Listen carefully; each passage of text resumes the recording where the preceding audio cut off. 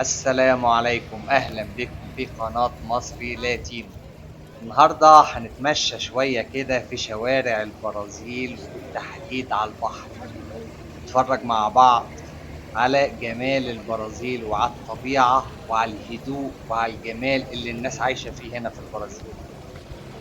هنا الشعب هادي جدا، ودي أحلى حاجة موجودة في البرازيليين بصراحة، إن الشعب هنا هادي وبيحب الحياة جدا.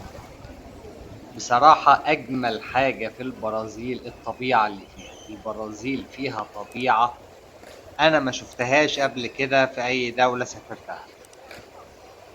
يعني أنا عشت في أستراليا، ما حبيتش أستراليا زي ما حبيت البرازيل. أستراليا دولة مملة جدا، رغم إن أنا كنت قاعد في سيدني، أحسن وأفضل مدينة في أستراليا بالكامل. ما حبيتهاش وحسيت ان هي مدينة مملة. طبعا هي سيدني مش عاصمة استراليا، كانبرا هي عاصمة استراليا. هي سيدني هي العاصمة التجارية، هي اكبر عدد سائحين، هي اكبر عدد مهاجرين، هي المدينة اللي فيها الحياة، هي المدينة الرئيسية في استراليا. تمام، انا ما حبيتهاش، استراليا كانت مملة جدا. طبعا في ناس كتيرة هتختلف معايا في الكلام ده ويقولوا لي ايه اللي انت بتقوله ده، ازاي تقارن تقول البرازيل اجمل من استراليا؟ فعلا انا بالنسبه لي البرازيل اجمل من استراليا. ليه اجمل من استراليا؟ ليه انا بقول ان البرازيل بالنسبه لي انا اجمل من استراليا؟ طبعا الناس هتختلف معايا، هي بتبقى في الاخر وجهات نظر. بمعنى ان انا احب اسكندريه، ما بحبش القاهره، بحس ان القاهره دمها تقيل. انا من عشاق اسكندريه، ما بحبش القاهره. ناس تانية تقول لك لا يا عم، ازاي الكلام ده؟ القاهره مدينه كبيره، مدينه جميله، اسكندريه مدينه صغيره. انا احيانا من عشاق القاهره، انا ما بحبش اسكندريه. ترجع في الاخر وجهات نظر. انا بالنسبه لي القاهره بالنسبه لي دمها تقيل جدا، اسكندريه بالنسبه لي هي المدينه اللي انا بحبها. تمام. نفس القصه، انا البرازيل بالنسبه لي بحبها اكتر بكتير جدا من استراليا. استراليا كانت دوله ممله بمعنى الكلمه. هنا في البرازيل في حياه، هنا في شعب، آه، شعب مثالي. بمعنى ايه مثالي؟ يعني شعب عشري، شعب تتصاحب عليه بسرعة، شعب تندمج معاه، تتكلم معاه بسهولة، شعب بيحب الحياة. هنا الشعب أنا لو قعدت أوصف في الشعب مش هعرف أديله حقه، لأن أنا ما قابلتش شعب بصراحة بالحلاوة دي. شعب جميل، يحب الحياة، يحب الكلام، منطلق. البلد جميلة، فيها طبيعة، فيها تخطيط جميل جدا، كل حاجة متخططة. استراليا كانت بلد، بلد جامده كده، مش جامده بمعنى جامده، فيها طبيعه بس مش بجمال البرازيل. فيها طبيعه، استراليا فيها طبيعه بس مش بجمال البرازيل. تمام.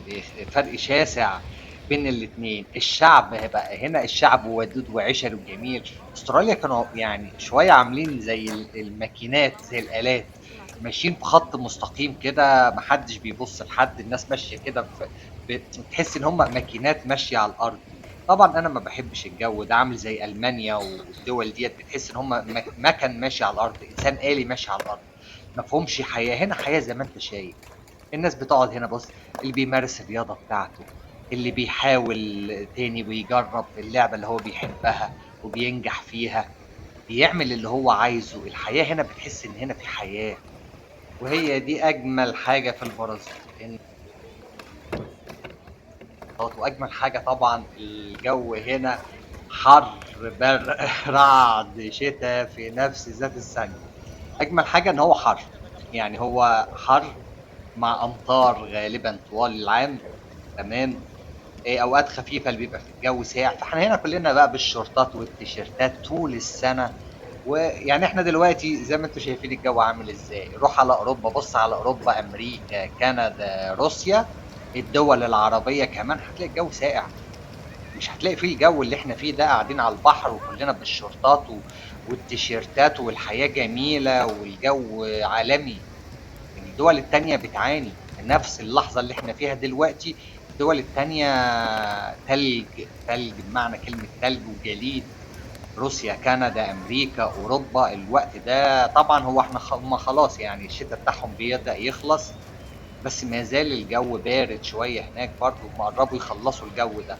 هنا احنا بقى عايشين في الروقان، جو جميل مروق أعصابك. الجو حر طول السنة. أيام بتبقى الجو برد شوية، اللي هو بتلبس تيشيرت بكم من الآخر، يعني تيشيرت كم وانتهى الموضوع على كده. طبعا في مدن في الجنوب بتبقى الجو فيها برد شوية، بيلبسوا تقيل. بس احنا هنا زي ما انت شايف احنا طول السنة كده بالشورتات والتيشيرتات والجو جميل. وعشان كده الشعب تلاقيه مفعم بالحيوية، ودي من مميزات البرازيل. استراليا كانت نفس القصة، استراليا كانت حر، كان العالم كله شتاء وهي صيف. البرازيل نفس القصة، العالم كله شتاء، البرازيل صيف. الشتاء بتاع البرازيل الصيف بتاع العالم كله، تمام، بتاع الدول التانية. يعني استراليا كانت نفس القصة، بس هنا الشتاء مش شتاء، يعني انا ما اقدرش اقول عليه شتاء، يعني ما بلبسش تقيل. الشتاء بيعدي كده جو بالنسبة لي انا جو منعش، يعني اللي هو بقى ولا حر ولا برد ولا بتاع. ساعات بالليل خالص بيبقى برد شوية، بتلبس تيشيرت تقيل، حاجة تقيلة وخلاص. فانت عندك طول السنة بحر، طول السنة شواطئ، طول السنة بتتمشى، طول السنة بتعيش حياتك. بلد مثالية بالنسبة لي، أنا بلد مثالية. بص التخطيط، بص البحر بتاعها جميل وهادي ومترتب، وكل حاجة تحس إن هي في مكانها الصحيح. المنظر ده، أنا من عشاق الطبيعة، أنا من عشاق الطبيعة، عشان كده أنا بحب الطبيعة. أنا بحب الطبيعة، عشان كده أنا عمري ما أفكر أطلع بره البرازيل. أنا بالنسبة لي البرازيل ديت هي الحياة، فأنا عمري كله إن شاء الله مكمله هنا في البرازيل خلاص يعني. هنا بقى الحتة دي جميلة جدا، لأن المنظر ده قدام البيت مباشرة، يعني الجزيرة دي قدام البيت اللي أنا ساكن فيه مباشرة. تمام، فانا بحب انزل اتمشى كده شويه، فلقطت المنظر الجميل ده، ان الميه جايه من هنا والميه جايه من هنا والجزيره في النص. يعني الميه بتتلاقى، بتعمل منظر جميل قوي. فده المكان اللي انا كنت فيه من شويه، اللي هناك ده اللي انا كنت بصور فيه، اللي في وسط الميه. مشيت انا كده شويه وجيت عند الجزيره دي، لان انا من عشاق الجزيره دي. انا ما اقدرش ابعد عن الجزيره دي من الاخر يعني. تمام. المنظر هنا بص تحفه، تحفة تحفة. أنا واقف في وسط المية بصور لكم المشهد دوت. تحفة. أنا ساكن في العمارات اللي قدامها دي، أنا في الصف اللي قدامها ده. تمام. على طول بحب أنزل أتمشى، أخد اللفة الحلوة ديت. والجبل الجزيرة ديت أنا دخلتها، هدور على الفيديو عندي على الموبايل وهنزله مباشرة بعد المشهد ده. دخلتها جوه، قلت لازم أطلع الجزيرة ديت كده، اطلع الجبل ده كده اللي في جوه الجزيره، اشوف ايه اللي جوه. طبعا هي مخاطره شويه، لان ممكن يبقى فيه تعبان، ممكن يبقى فيه حاجه، بس دخلت وطلعت. وهو ده الفيديو، انا جوه الجزيره بصعد الجزيره. تمام. المنظر جوه الجزيره بصراحه ليه هيبه، يعني لما تحس ان انت الميه حواليك في كل حته، وانت ماشي في الميه لحد ما وصلت للجزيره، وبتطلع وجوه الجزيره، والجزيره كلها طيور جارحه من فوق، نسور وبتاع عماله تحوم حوالين الجزيره، ان هم ساكنين هنا كلهم. فانت تخاف يطلع لك تعبان، يطلع لك حاجه برضو، ما تديش امان قوي. تمام. برضو احنا هنا في طبيعه يا جماعه، ممكن اي حاجه. بس شوف بقى لما انت تدخل الجبل كده، الجزيرة دي، وتطلع فوقها وتبقى لوحدك وتشوف المنظر ده اللي انتوا هتشوفوه معايا دلوقتي، هتتصادم. بص بص المنظر. انا ساكن هناك الناحية التانية خالص، في الصف اللي في الوش ده. انا قاعد هنا في الجزيرة اللي انا ما كنتش بوصل لها، فدلوقتي انا دخلتها وواقف جواها. تمام. وبصور، لا ليها هيبة، كلها شجر، جزيرة جبلية، يعني حاجة جميلة وفيها شجر كده، منظر حلو.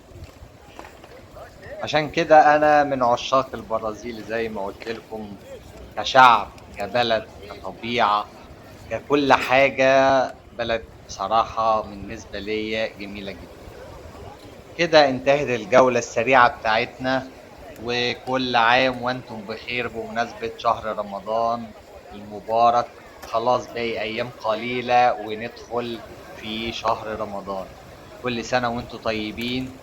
لو عجبك الفيديو ده ما تنساش تعمل لايك، تعمل تعليق جميل. أشوفكم على خير إن شاء الله في الفيديو القادم. سلام. تشاو.